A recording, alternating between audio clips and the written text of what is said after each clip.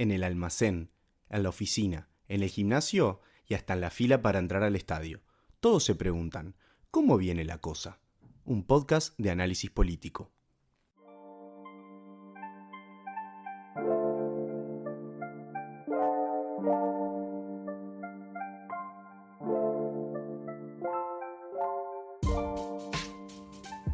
Bienvenidos, bienvenidas a un nuevo episodio de La Cosa, de este video podcast, en el cual nos acompañan todas las semanas.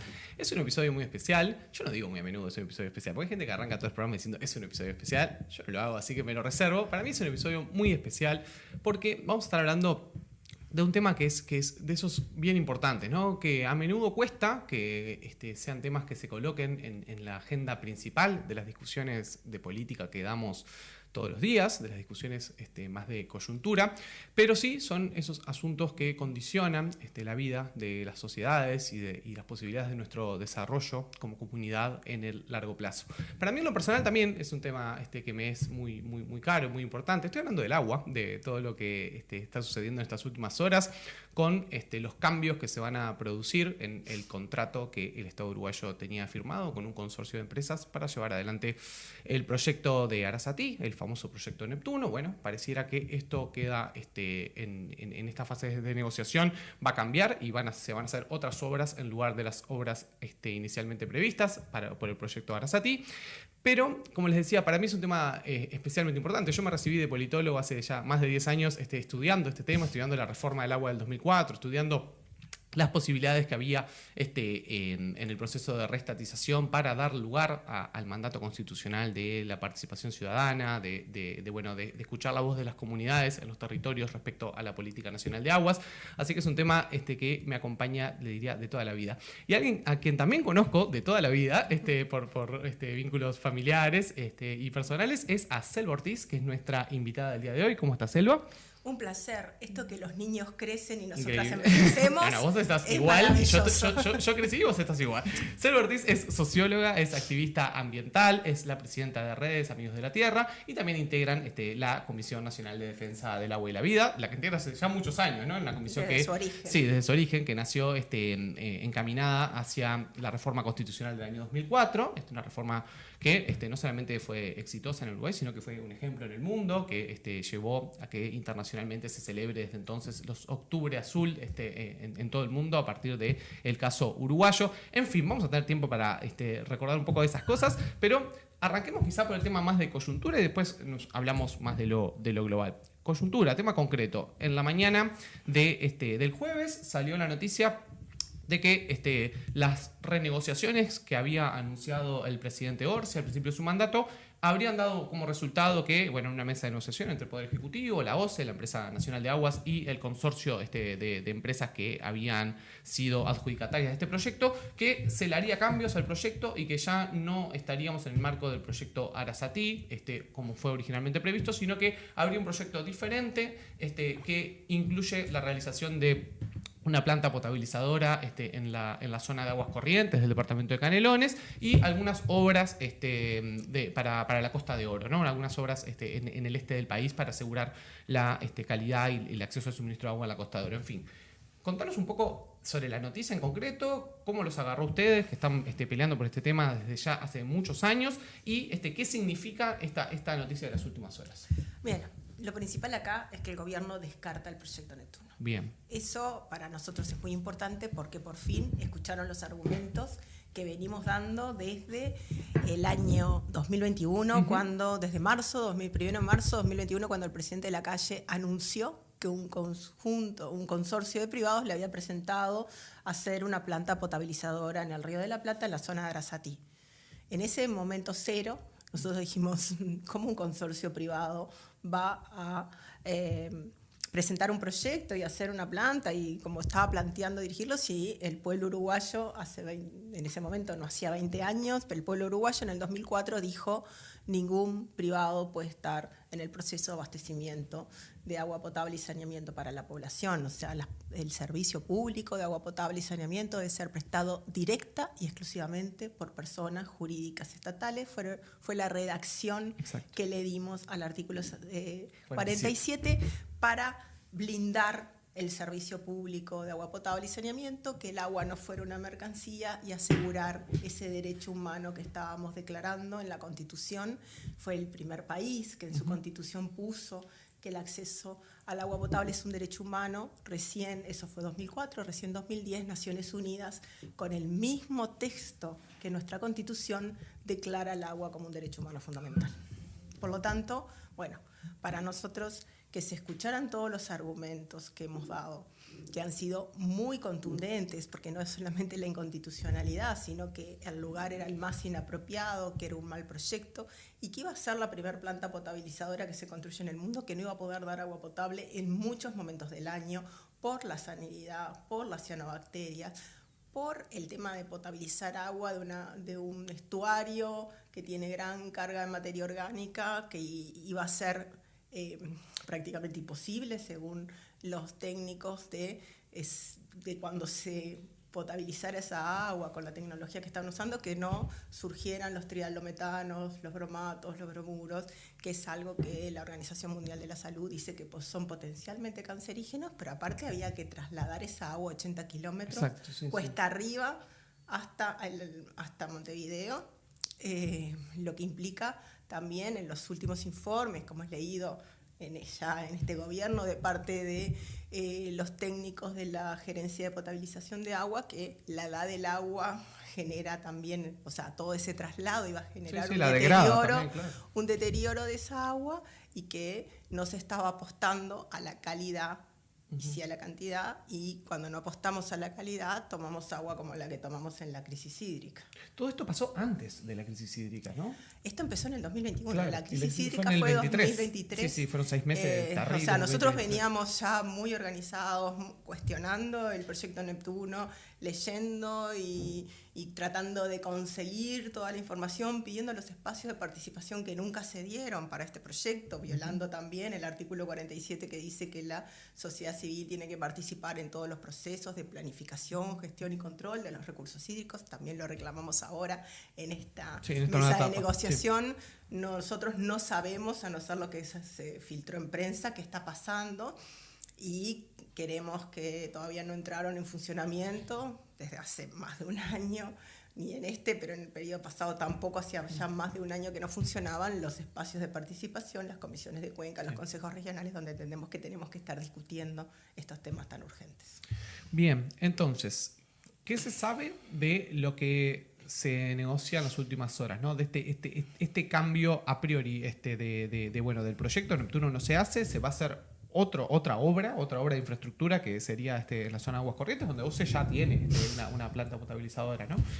Un poco desde el punto de vista más, sin entrar en el detalle técnico, pero ¿qué implica este cambio? Y ustedes desde la sociedad civil, ¿cómo lo evalúan a priori, ¿no? Con la información que tenemos hoy. Bien, este cambio, el descartar el Río de la Plata como fuente de agua potable es para nosotros una muy buena noticia, y volver a mirar la cuenca del Santa Lucía es una noticia mejor aún. Bien. ¿Por qué decimos esto? La academia viene diciendo hace mucho tiempo que era un disparate tomar agua del Río de la Plata por todo lo que dijimos, pero que además la cuenca del Santa Lucía da y sobra para abastecer al área metropolitana.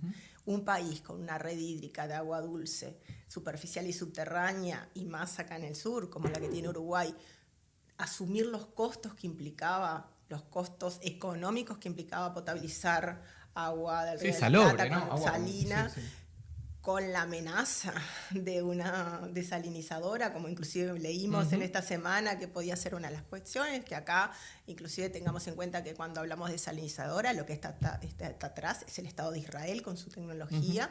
Asumir esos costos era... En un país que tiene el agua que tiene Uruguay, porque no estamos en medio del desierto. Porque no es que no podamos poner una desalinizadora, no tiene sentido, porque los costos económicos de instalar una desalinizadora es demencial. Entonces, primero que nada, que volvamos a mirar el río Santa Lucía, para nosotros es muy bueno, porque, bueno, es una cuenca absolutamente apta para dar agua para el área metropolitana, la cual sí tenemos que cuidar, y sí hay que tomar medidas. Estamos a tiempo, dice la academia, estamos todavía a tiempo, nos da y nos sobra, pero estamos a tiempo. Sí demoramos mucho más en tomar medidas para cuidar ese territorio, territorios sanos dan agua sana, territorios degradados dan agua degradada. Potabilizar agua degradada tiene mucho costo y muchos riesgos, y además no solamente en calidad, sino también que tenemos que cuidar la cantidad que corre por esta cuenca. Mira, Selva, igual yo no entiendo una cosa, ¿no? Que es lo siguiente: el problema que tuvimos de la crisis hídrica del 2023 era con el abastecimiento que venía de Santa Lucía, ¿no?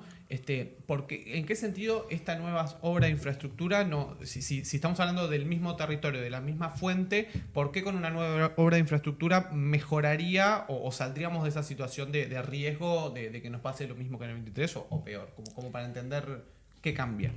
Bien, es una muy buena pregunta. Primero que nada, porque lo que está planteado en esta negociación perdón. No, salud. Estamos en pleno invierno, es bravísimo. Es satisfacer la urgencia del consorcio. Claro. Por eso nosotros festejamos que no, el Arasati no, el proyecto Neptuno no, pero entendemos que estamos atentos y expectantes a lo que surja de esa negociación. Claro. Porque la urgencia no es otra planta potabilizadora, ni nunca fue una planta potabilizadora. La urgencia es cuidar el río Santa Lucía y asegurar calidad y cantidad. Claro, pasa que de ahí no podés, hoy parecía que no podés zafar porque hay un contrato firmado, entonces es como que, bueno, alguna hora va a haber que hacer. O sea. El contrato es nulo, y eso lo vamos a seguir luchando en la justicia, porque es un contrato que es inconstitucional, inconvencional e ilegal. Inconvencional quiere decir que viola normas y tratados firmados y ratificados por Uruguay en materia de ambiente y derechos humanos. Entonces, ¿pero es una cuestión de forma eso? ¿Se lo das por el hecho de que no se dio participación a la No, es una cuestión de fondo. Ajá. Es una cuestión, no que se nos dio participación, es que es inconstitucional porque los privados nunca podrían estar sentados en esta mesa. Sí, es la base del artículo 47, o sea. Nosotros nos organizamos como sociedad civil para frenar las privatizaciones. Después, como era una mesa muy amplia, pusimos todos los otros elementos de participación, de cuidado de cuentas, de gestión de cuencas, priorizando lo social y lo económico. Las cuencas tienen que gestionarse priorizando su territorio para cosechar agua para consumo humano que para otros fines. Sí. Todo eso está bien, pero lo principal fue el origen del artículo 47 y del plebiscito y de que la sociedad se movilizara, era para frenar las privatizaciones, y a nosotros Casinelli Muñoz nos aseguró que con ese articulado, poniendo directa y exclusivamente el abastecimiento prestado por personas físicas estatales, nunca podríamos estar en el escenario que estamos hoy. Y eso es lo que queremos, que un juez decida, que hasta el momento no hemos logrado, porque nos han tirado todos los recursos administrativos, todos los recursos ante el TCDA, todos los juicios y los recursos de amparo y las medidas cautelares por chicanas jurídicas, cuestiones de forma. Entonces queremos que por fin un juez se expida, diga, esta es la normativa que nos rige, lo que el Parlamento, el pueblo uruguayo, los tratados internacionales que hemos ratificado, dice que es nuestra norma. Este contrato del gobierno pasado entre el consorcio privado y OCE, ¿es constitucional, legal y convencional o no? Claro. Eso para nosotros es clave, porque está en juego lo que decidió el pueblo uruguayo y está en juego nuestra seguridad jurídica. Sí, hay una jurisprudencia aparte, ¿no? Se instala, pero está en juego la seguridad jurídica del pueblo para asegurar ese derecho humano, no la seguridad jurídica de las empresas. Acá la seguridad jurídica de las empresas nunca estuvo en riesgo, porque ellos saben que firmaron un contrato que es inconstitucional. Por algo se basaron en la ley 17.555 del 2002 y no en otra. Por algo esto no es participación público-privada, que es clarísimo que lo es, pero viola el 188 y se basaron en una ley previa al 2002.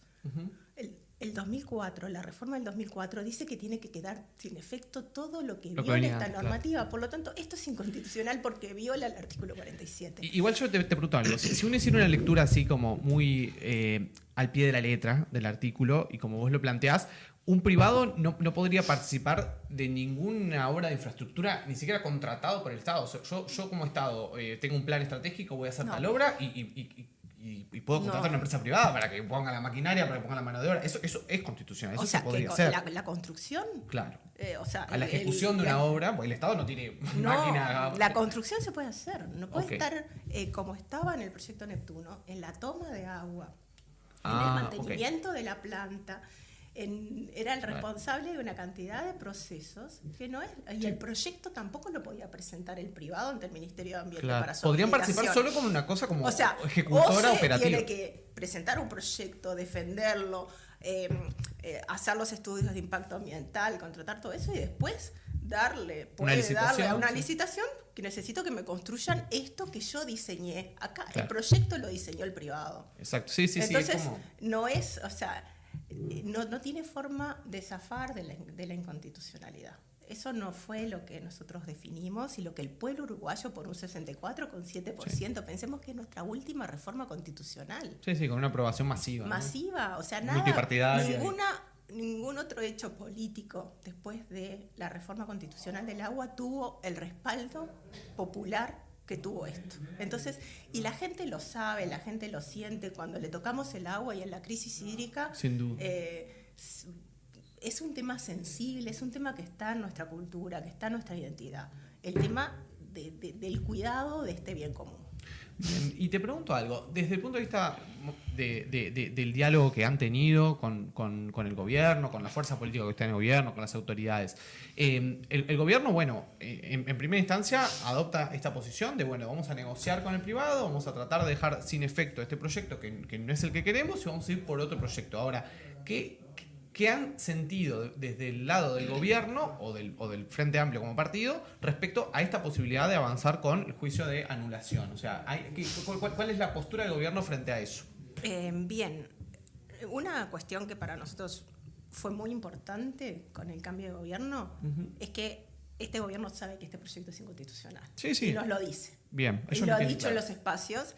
Y también esta medida de dejar sin efecto Neptuno es que escuchó también los sólidos argumentos que hemos manejado y los leyó, los analizó y en este análisis llegaron a la misma conclusión que nosotros venimos defendiendo desde marzo de 2021. Este proyecto no es viable. No es viable económicamente porque el plan de negocios, y lo han dicho las autoridades, que el plan de negocio es muy malo, que es ambientalmente. Porque el Estado uruguayo le asegura una rentabilidad y una ganancia a las empresas que es brutal y que no existe en el tema agua, digamos, que no existe esa rentabilidad. No puede existir en el tema agua, no puede existir que un privado lucre de esa forma en el tema agua por la Constitución.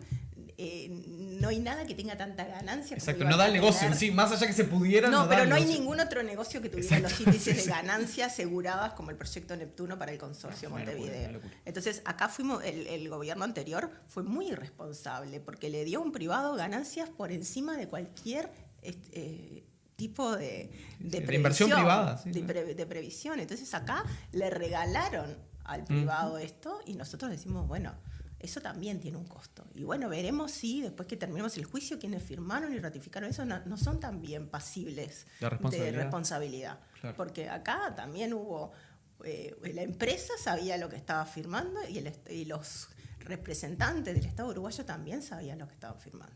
Aparte que sabemos que eso, como se hizo en plena transición, después de la derrota electoral. Antes también, todos estos argumentos y todas las mentiras que se dieron en el marco del proyecto Neptuno, de parte del Ministerio de Ambiente y de parte de OCE, fueron muy graves. En la audiencia pública se nos decía que los eventos de salinidad iban a darse cada 50 años. Recordemos que en el Parlamento las autoridades del gobierno anterior habían afirmado muchas veces que los eventos de salinidad iban a darse cada 100 años.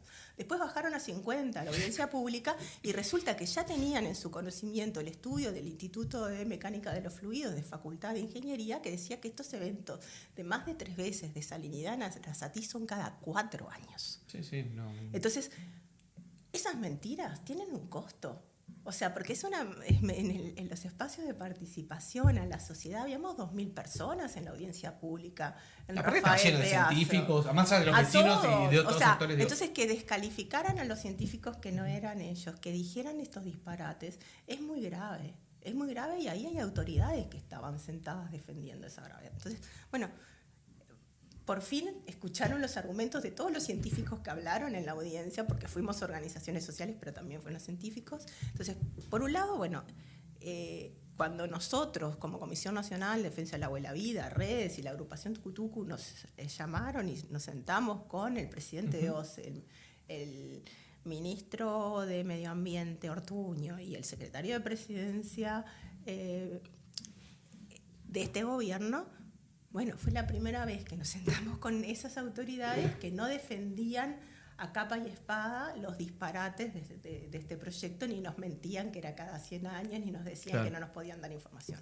Eso para nosotros fue un cambio de 180 grados. O sea, no, sabemos que esto es inconstitucional, es malísimo. Nos dieron elementos, además que no conocíamos que eran peor. O sea, no iba a poder dar 200.000 metros cúbicos de agua como decía el proyecto que iba a dar, sino que por esas cañerías y por ese plan, por ese proyecto solo pasaban 140.000 metros cúbicos de agua. O sea, encima era el mismo costo para menos cantidad.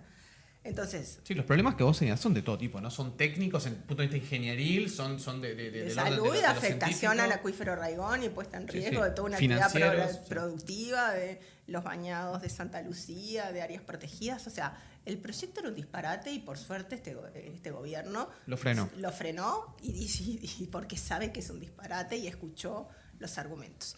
Por otro lado, lo que sí nos preocupa es el plan de negocio. O sea, en esta negociación, ¿cuál va a ser el plan de negocio para esa nueva obra que decimos no es lo más urgente? Acá lo más urgente es solucionar el tema de las pérdidas de agua que tiene la red actual, claro, el 50%. Ahí tendríamos que estar haciendo la inversión, o sea, todo lo que producimos. Por otro lado... El viejo argumento de que la OCE no factura el 50% del agua que produce, ¿no? Por otro lado, hay otro argumento que es lo que era el caballito de batalla del proyecto Neptuno y de construir una nueva planta de potabilización, que es el crecimiento demográfico del país y el crecimiento de la demanda. Ajá. No sé, la audiencia, crecimiento demográfico, sí, ¿le suena? Nosotros hemos exigido y pedido los documentos que sostienen este argumento del gobierno de crecimiento demográfico y aumento de la demanda. Sí, ese es contraintuitivo, ¿no? Obvio que no existe, es otra de las mentiras que sostenían el proyecto. No, puede haber aumento de la demanda por una cuestión productiva. Pero no para consumo humano, para consumo de la familia, sí para consumo capaz productivo. Pero no, para consumo productivo no es potable. Claro, no se necesita agua potable. No, de ninguna manera, no puede haber aumento de la demanda. Tenemos que cuidar el agua que sale de nuestras canillas, deberíamos bajar la demanda, porque no tendríamos que utilizar el agua de las canillas para regar las plantas, para lavar para el inodoro. O sea, podríamos... Entonces, es descabellado, es contracorriente totalmente dentro de los disparates. Por lo tanto, la prioridad no es una planta potabilizadora. La prioridad hoy es cuidar la cuenca del Santa Lucía en calidad y cantidad. La prioridad hoy es sacar las tierras forestadas de la cuenca del Santa Lucía y no forestar más en las nacientes de la cuenca, que son áreas de prioridad forestal y que las empresas forestales están muy apuradas en seguir forestando, porque los informes de las propias empresas forestales y de la academia dice que cuencas forestadas comparadas a cuencas no forestadas, el caudal, o sea, la cantidad de agua que corre por esa cuenca puede llegar a disminuir en momentos de estrés hídrico hasta un 80%. Para las empresas es un 30 y un 50. Es un dato muy, muy fuerte que tenemos que tomar medidas, y esta es una medida que hemos planteado en todas las comisiones de Cuenca, en las sesiones de la Comisión de Cuenca del Río Santa Lucía, que queremos un grupo de estudio para analizar esa medida, para analizar esta cuestión. Nunca lo hemos logrado porque es tocar intereses privados muy fuertes, pero que lo tenemos que hacer porque la Constitución lo dice, que se tiene que priorizar lo social y lo económico y priorizar esos territorios para agua, para consumo humano y no para la forestación. Y no para otros fines. Entonces, si la forestación está demostrado que afecta la cantidad de caudal de agua en momentos de estrés hídrico, ¿y qué nos pasó en la crisis hídrica? Sí, disminuyó muchísimo el caudal, pero también hubo un muy mal manejo en la crisis hídrica por parte de OCE del problema. Uno, porque no hubo previsión, y otro porque hubo mal manejo en el momento. Recordemos que se jubilaron, hemos perdido muchos trabajadores de OCE que no han sido, esos puestos han quedado vacíos, tanto que hubo dos situaciones muy graves en la crisis en el año 2023, que fue, uno, que se vaciaran la represa de Canelón Grande porque no sabían cómo manejarla, se vació en pocas horas, eso nunca llegó, esa reserva que se tenía nunca llegó a la población, y meses después lo que ocurrió es que Durazno quedó durante muchísimos días sin agua en las crecientes inmediatas que hubo después de la crisis hídrica, quedó más de 2 semanas sin agua porque se había jubilado el funcionario de OCE que levantaba la bomba cuando venían las crecientes en Durazno, que todos sabemos las crecientes en Durazno son frecuentes. Bueno, se había jubilado y nadie se acordó que había que levantar la bomba y dejaron a la población sin agua. Nivel Entonces, Springfield, acá, los Simpsons, faltaba uno que abriera la canilla. no, que subiera la bomba. Básico. Viene la creciente, subimos los muebles. La gente que sabe que está en lugar inundable sube los muebles o se subía la bomba. Bueno, se había jubilado y nadie se dio cuenta. Es un problema de gestión absolutamente. Entonces, acá nosotros decimos, bueno, acá la prioridad es la gestión. La prioridad son las pérdidas de agua que tiene OCE. La prioridad es OCE. La prioridad son las otras plantas potabilizadoras y que le demos a OCE los trabajadores para asegurar este derecho humano y este servicio público. Y sabemos que en este gobierno, cuando asume este gobierno, el presupuesto de OCE de todo el año ya estaba gastado. Se lo había gastado y habían dejado en cero las arcas de la empresa pública de agua. Entonces nos preocupa, y las organizaciones y la comisión y redes estamos muy atentos a qué se está negociando con esta empresa. Se dejó sin efecto Neptuno, pero ¿qué están negociando y sobre qué marco de negocio estamos? ¿Y cuánto nos va a salir al pueblo uruguayo y a OCE esta renegociación y esta nueva planta? Nosotros, bueno, no somos de los que más defendemos que tiene que haber 2 plantas para asegurar esa regla de oro de la que hablábamos, porque entendíamos que Aguas Corrientes ya tiene 2 plantas. Claro. No es una sola planta. Aguas Corrientes se ha modernizado y ha tenido mucha inversión y ya tiene 2 plantas. Lo otro es asegurar cantidad también, y que bueno, Casupá es una opción, y Casupá no es solamente una opción en materia de asegurar cantidad, sino que también la academia dice que Casupá va a asegurar el caudal ecológico del río Santa Lucía cuando en momentos de estrés hídrico, que va a asegurar mucho, va también a mejorar mucho calidad de agua. Pero eso tiene que estar en los espacios de participación, eso lo tenemos que discutir, que ver, que analizar, que conocer qué proyecto es. Estamos absolutamente de acuerdo que si se construye Casupá, que lo ha dicho este gobierno y no estaba en la agenda, que se declare esa área, toda el área aledaña a la represa como área protegida. Claro. Es clave que eso sea así. Por lo tanto, creemos que hay muchas propuestas, muchas buenas ideas. Nos preocupa muchísimo qué papel y qué se va a firmar con este consorcio privado que nunca debería haber estado sobre la mesa, ni se le debería haber asegurado, ni se debería haber firmado un contrato, ni se debería haber escuchado su propuesta, sino que, bueno, como consultores ellos mismos, parte de las empresas que están en el consorcio Montevideo, ya le habían dicho a OCE en consultorías de años anteriores que Arasati no era el lugar. Sí, sí. Entonces, bueno, conozcamos todos los intríngulis y también a lo que juegan estos privados, que bueno, su juego es el mayor lucro en el menor tiempo posible, y quedaron con una herida muy grande en el 2004 cuando le dijimos que los servicios públicos de agua potable y saneamiento no podían participar y no podían hacer más negocios con ello. El agua es un derecho, no una mercancía. Sin embargo, en el primer gobierno neoliberal que vuelve después del 2004, lograron este contrato, y esperemos que los privados nunca vuelvan a los servicios públicos de agua y saneamiento para asegurar ese derecho humano. Selva, contámonos un poquito más, si podés, el detalle de la estrategia judicial, en el sentido de, bueno, explicabas muy bien los argumentos, pero ¿en qué están ahora? ¿Por qué decís que hasta ahora no han logrado que ningún juez se pronuncie? Yo, a priori, con lo poco que sé de derecho público, pienso que esto tiene que ir a TCA, no va a un juez, a un juzgado común, porque es un acto administrativo del Estado contra el cual se recurre, ¿no? Entonces eso lo resuelve el TCA, que es un tribunal solo, no tiene otras instancias, es un tribunal. ¿Y por qué el TCA todavía no lo ha tomado, no lo ha tratado? ¿En qué está? El TCA no lo tomó porque, el TCA lo tomó. Perdón, hablamos del Tribunal de lo Contencioso Administrativo, no todo el mundo tiene que manejar las cifras, que no es la Suprema Corte de Justicia, es un tribunal paralelo que resuelve actos administrativos, actos del Estado contra la sociedad, o que uno quiere recurrir a actos del Estado. Vamos a ordenar un poco todo el tema jurídico. Primero, para llegar al Tribunal de lo Contencioso Administrativo, tú tenés que recurrir las resoluciones en los organismos donde se da. Nosotros cumplimos con esa regla. Derecho de sexto del liceo, bien, volvemos para atrás. Recurrir cada una de las resoluciones que tomó OCE.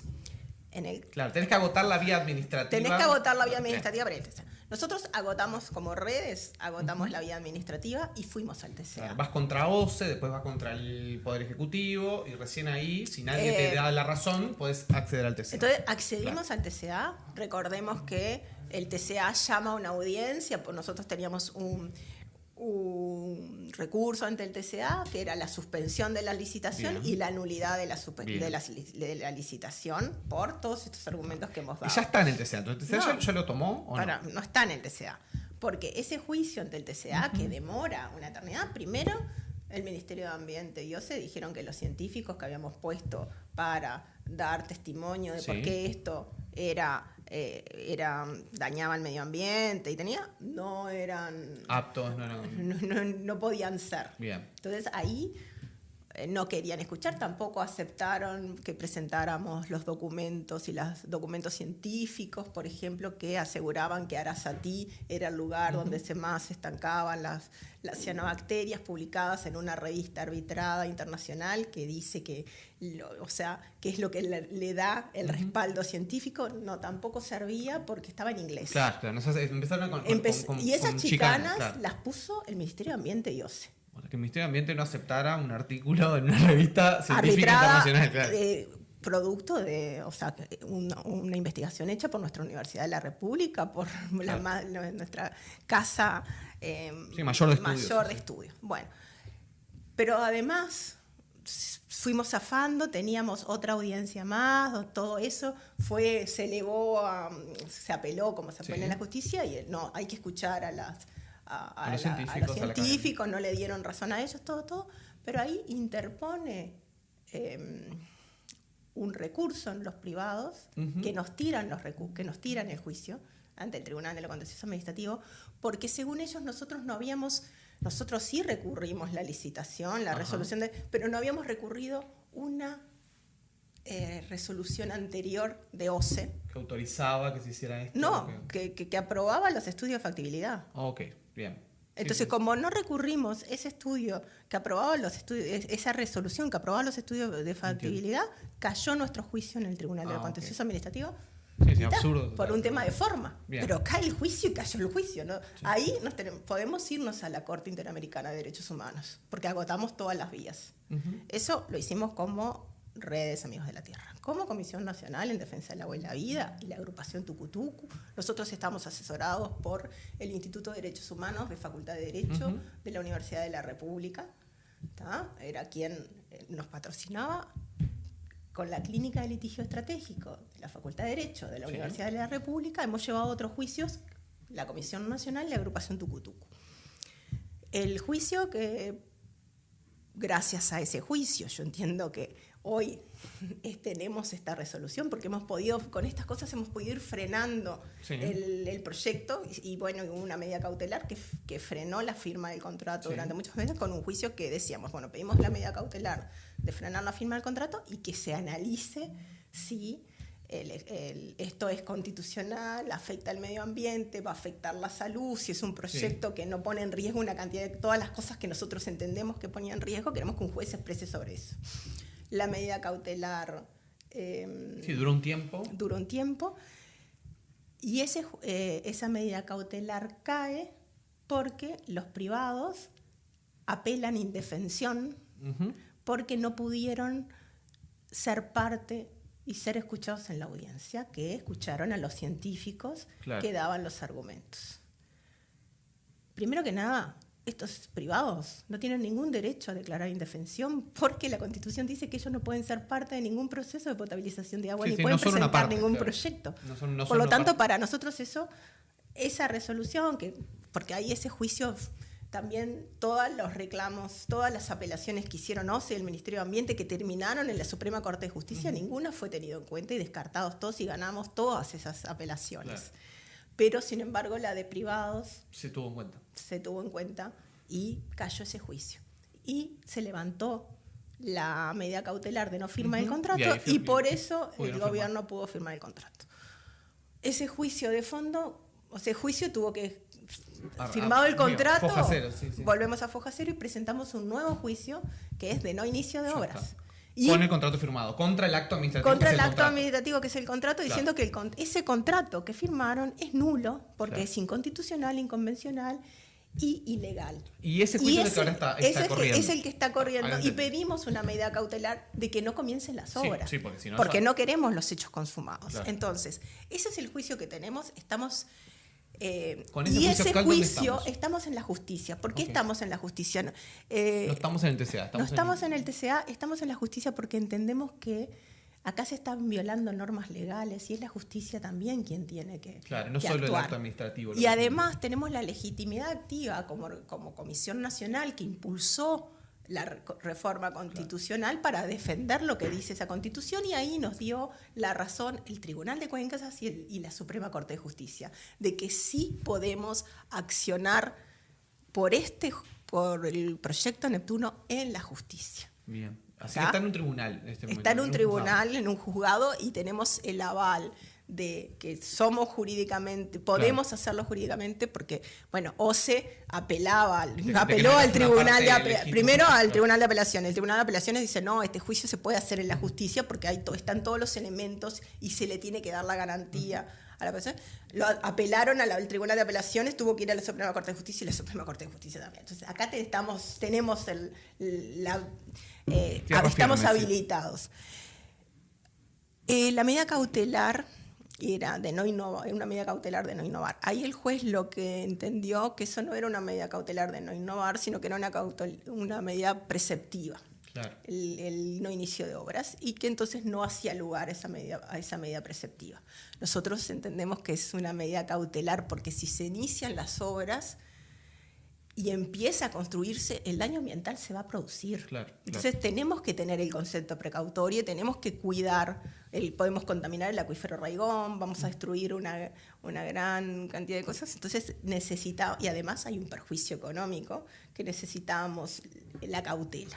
Entonces apelamos esa decisión y estamos esperando Claro, en en la eso próxima semana, cuando termine la feria judicial, de que se expida sobre el Tribunal de Apelaciones, se expida si toma la medida cautelar o no toma. Claro.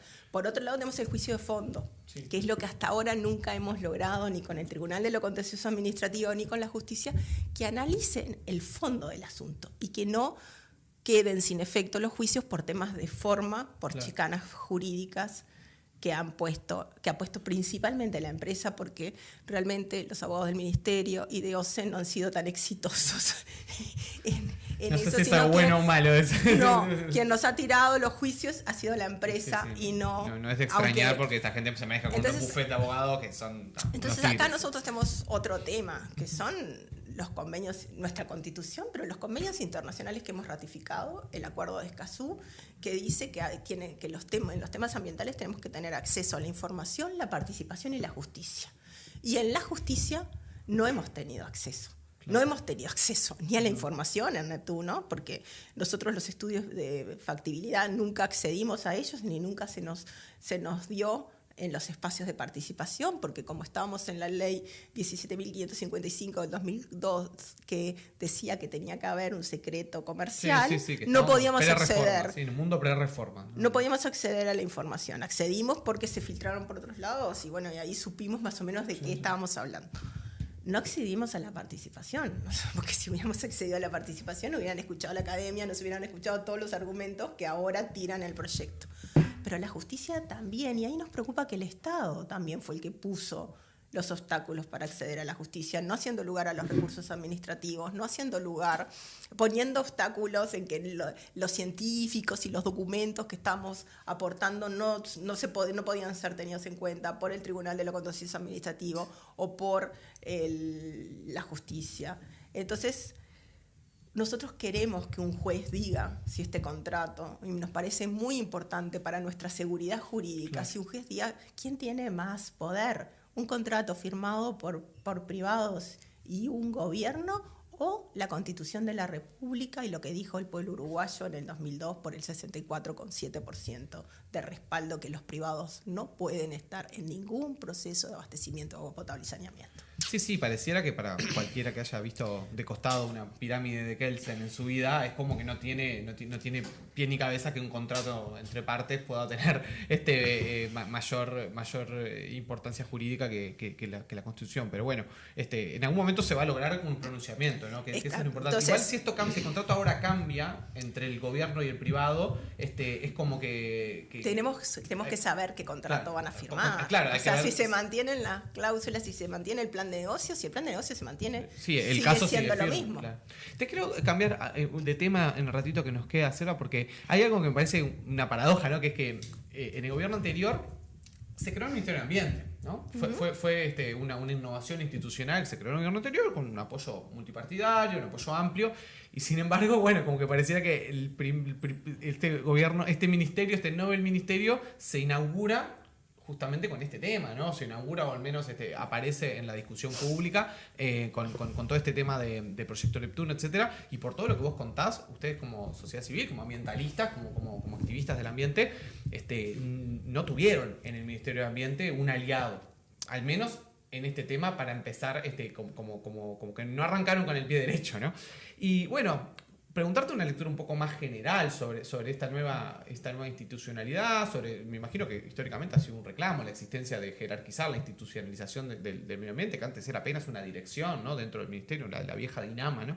Pero bueno, me imagino que se convivió con esa contradicción, ¿no? Con una cosa que era buena, o que al menos era esperado, o era deseable, que hubiera un ministerio de ambiente, y después un ministerio de ambiente que arranca a laburar y labura para los privados. Pero en fin, preguntarte un poco sobre esa institucionalidad, qué evaluación hacen y qué expectativas hay puestas desde un punto de vista institucional, más allá del cambio de signo político, ¿no? sobre este ministerio. Bien, el Ministerio de Ambiente sí, claro que tener bien, un hasta Ministerio de ahí Ambiente era súper importante, y no ser un Ministerio de Vivienda, Ordenamiento Territorial Totalmente. Y Medio. No. Ni un ambiente solo. No. Era una nomenclatura vieja, incluso. El medio ambiente. Que no Entonces, se decía medio ambiente antes. Claro. Mala traducción del inglés. No es la mitad del ambiente. Sí. Por suerte tenemos un Ministerio de Ambiente que se escindió del Ministerio de Vivienda y Ordenamiento Territorial, prácticamente sin ningún recurso. Sí, igualito, era la misma gente, lo mismo. No, pero sin recursos económicos también. ¿Te acuerdas que los pusieron en un edificio? No me acuerdo, todo el lío aquel de que no tenían ni dónde estar. No tenían ni dónde estar. Entonces, bueno, eso no es crear una política ambiental. Justamente. En realidad debilitaron al Ministerio de Ambiente. Le sacaron recursos, le sacaron espacio, le sacaron infraestructura. Entonces fue en el gobierno pasado. Esta medida de crear un Ministerio de Ambiente lo que hizo fue debilitar la política ambiental del país. Y eso lo tenemos que tener muy claro, lo hemos denunciado, y esperemos que en esta en esta ley de presupuesto, esto se revierta, porque tenemos que darle al Ministerio de Ambiente, si queremos tener una política de ambiente seria, tenemos que darle recursos. No podemos darle sacar un conjunto de funcionarios de un ministerio, ponerlos en otro lugar y decir que tenemos un nuevo ministerio. Sí, a la uruguaya, ¿no? Cuando se crea institucionalidad. Entonces, eso nos preocupa mucho. Después nos preocupa la independencia de los técnicos del Ministerio de Ambiente, y nos preocupa mucho la puerta rotatoria. La puerta giratoria. Sí. Porque acá tenemos muchas puertas giratorias en el Ministerio de Ambiente. ¿De qué estamos hablando? Estamos hablando de técnicos del Ministerio de Ambiente que resulta que mágicamente se pasan a los privados, o que vienen de las consultoras privadas y se pasan al Ministerio de Ambiente. Y eso nos preocupa, porque eso no nos da... Y no hay ninguna regulación sobre eso. No hay ninguna regulación. Que en el mundo sí existe. En el mundo existe, en Uruguay no. Entonces esto nos preocupa, y creemos que es parte de la corrupción, y podemos hablar de corrupción y de las mentiras que hubieron con el Proyecto Neptuno. Y quien más defendía el Proyecto Neptuno era el Ministerio de Ambiente. Y los técnicos del Ministerio de Ambiente. En la audiencia pública fue vergonzoso. Sí, parecía que hablaban en nombre de las empresas. Y por otro lado también, cuando violamos un convenio de Escazú, que es en materia de acceso a la información, participación en la justicia, resulta que el Ministerio de Ambiente, el abogado del Ministerio de Ambiente, es el que preside el ministerio, el acuerdo de Escazú a nivel internacional como representante del Estado uruguayo. Y eso también nos preocupa muchísimo, esos dobles discursos y ese juego hacia los privados y los intereses que realmente afectan la calidad del ambiente, afectan la calidad de vida de la población y afectan la salud de los uruguayos. Entonces acá lo que decimos es: no tenemos política ambiental, esperemos que este gobierno, y apostamos y queremos darle una carta de crédito de que va a tomar medidas también y que sabemos que hay gente en el Ministerio de Ambiente muy valiosa, pero sabemos que también están estos juegos de intereses. Entonces esto es algo que esperemos que esta administración ponga foco en eso y revierta estas cuestiones, además de tener recursos para implementar políticas ambientales, para implementar controles, para cuando tenemos denuncias poder accionar. Necesitamos inspecciones y necesitamos una ley de delitos ambientales. Las que estaban en la mesa en el gobierno eran muy malas, pero hoy el que contamina paga. Y para algunas empresas el que contamina paga es un gran negocio. Sí, acá el que contamina tiene que ir preso. Claro. Tiene que ir a la cárcel, tiene que ir a Santiago al CONCAR, punto. Porque está haciendo un daño irreversible y está matándonos también. Y está hipotecando a las generaciones futuras. Sí, ahí hablas de algunos temas de agenda que está bueno porque también van más allá de la típica cuestión de, bueno, no, lo que pasa es que faltan recursos, faltan técnicos, que sí, siempre faltan recursos, faltan técnicos, pero hay otras cuestiones, como vos señalas, que son más de índole política. Y también los funcionarios públicos tendrían que tener esta responsabilidad, porque si yo estoy aprobando y autorizando un proyecto que sé que va a tener estos daños ambientales irreversibles, y no estoy utilizando la legislación, el concepto precautorio, aplicando eso, también tienen que haber sanciones en ese caso. Entonces, la ley tiene que prever, una ley de delitos ambientales también tiene que prever sanciones para quienes aprueben y quienes sean cómplices de cuando se dan estas contaminaciones. Si yo apruebo un proyecto que después tiene todos los accidentes que tiene UPM y todos los daños ambientales que está haciendo UPM, bueno, quien habilitó ese proyecto también es responsable. Sí. Y al día de hoy eso se arregla con multas. O sea, UPM paga tanto alguna multa. Pero quienes autorizaron ese plan de obras y ese proyecto no tienen ninguna responsabilidad hoy. Y yo creo que sí tienen. Y muchos de ellos, como vos decís, por no tener una buena regulación de puertas giratorias, han pasado a trabajar pero eso lo hemos vivido en todos estos... Sí, y me la atrevo, lucha ambiental, claro. Tenemos muchísimos casos. Sí, me atrevo a agregar la cuestión de otra carencia que tiene la institucionalidad uruguaya al respecto, que es que no hay ley de lobby tampoco en el Uruguay. O sea, en el Uruguay nosotros no sabemos cuándo nuestras autoridades, con quién se reúnen, cómo se reúnen, de qué hablaron, dónde se reunieron. O sea, algo que también es básico a nivel de transparencia. Me refiero, o sea, el lobby como una actividad regulada, ¿no? Que cuando tú sos un representante de un privado y querés tener una reunión con el gobierno, puede ser legítimo, bueno, pero que eso tiene que quedar registrado, dónde se encontraron, por cuánto tiempo, con quién te reuniste, de qué hablaron, cuál fue la agenda. ¿Cómo apareció el proyecto Neptuno en la agenda? El presidente lo anuncia y no teníamos ninguna noticia de que esto, bueno, enseguida de las elecciones. Qué raro, ¿no? Sí. Selva, en los minutitos que nos quedan entonces, como para que nos están viendo, hacer una especie de resumen de cuáles van a ser los próximos pasos. Me imagino que están expectantes, como vos decís, la vía judicial sigue su curso. Y bueno, y si tienen pensado sacar alguna declaración o reunirse con las autoridades o esperar cuál es el nuevo contrato, si es que va a haber un nuevo contrato. ¿Cuáles son los próximos pasos para ustedes? Paso 1, la semana que viene queremos escuchar qué es lo que se negoció con la empresa, queremos tener conocimiento, queremos que... Paso 2, queremos que llamen a los espacios de participación para que nos expliquen, nos digan qué está pasando y que nosotros también... Formalmente, ¿no? Los espacios existen por la ley de la Política Nacional de Aguas. Exacto. Sí. Formalmente queremos saber, bueno, qué se está negociando, cuáles son las propuestas, si estas son las mejores, poder opinar con eso. La medida cautelar, estamos esperando lo que diga el Tribunal de Apelaciones sobre para poder detener cualquier inicio de obra. Cualquier inicio de obras y también que siga el juicio de fondo, porque también acá nosotros decimos, esto se está negociando bajo la lógica que este contrato no es nulo. Para nosotros lo importante era que el gobierno lo declarara nulo. Claro. Por todas estas cuestiones, porque si no, la empresa puede seguir. No sabemos qué plan de negocio, nuestra atención está en qué se está negociando principalmente. Bueno, Arasatí, el proyecto Neptuno Arasatí, en ese lugar no va a haber una planta potabilizadora, no vamos a tener afectación a la salud, al medio ambiente, al acuífero Raigón, pero no sabemos qué se está negociando y cuál es el costo económico que vamos a tener los uruguayos de lo que se está negociando, y también queremos asegurar que ningún privado esté en ningún proceso del abastecimiento de agua potable y saneamiento. Por lo tanto, esta planta potabilizadora que dicen que se va a instalar cerca de Aguas Corrientes, ¿bajo qué plan de negocios? Y ahí los privados solamente tienen que construir, tiene que haber un llamado a licitación, que ellos se presenten como cualquier otro, porque estamos hablando de que el contrato es nulo. Es un contrato que no tiene validez y que la justicia lo va... Esperemos que tengamos acceso a la justicia y la justicia diga eso.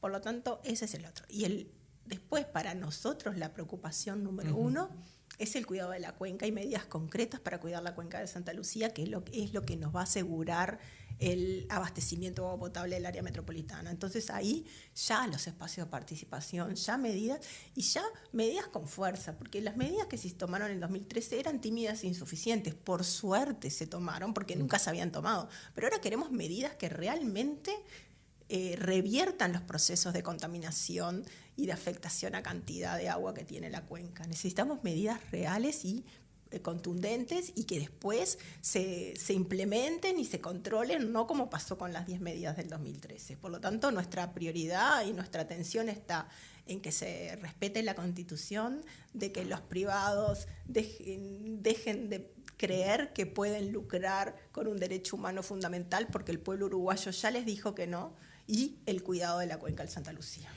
Maravilloso. Selva, han sido 50 minutos enormemente educativos, al menos para mí. Fermín, que está del otro lado operando, ¿aprendiste algo? Bien, mirá, te tomamos examen a la salida. Que Selva sabe y yo un poco sé esto, así que te guarda. Era un niño, desde niño está aprendiendo. Sí, de niño que me están escuchando. Así que ha sido un placer inmenso para mí recibirte aquí en La Cosa. Gracias por habernos dedicado todo este tiempo. Y bueno, esperamos que siga habiendo novedades positivas en los próximos días, ¿no? Esto ha sido, más allá de la cautela, una buena noticia.